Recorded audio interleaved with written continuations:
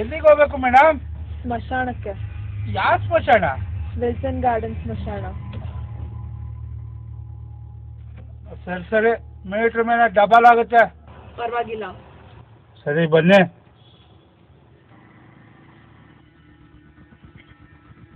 ಎಷ್ಟಾಯ್ತು? ಎಲ್ಲ ಸೇರಿಸಿ 400 ರೂಪಾಯಿ ಕೊಡಿ ಮೇಡಮ್. ನಮ್ಮ ಮನೆಗೆ ಹೋಗ್ತಾ ಇರ್ತೀನಿ. ಎಲ್ಲಿ ಮೇಡಮ್ ನಿಮ್ಮ ಮನೆ?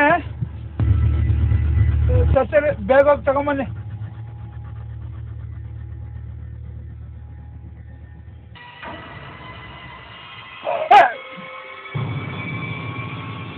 ಯಾರು ನೀನು?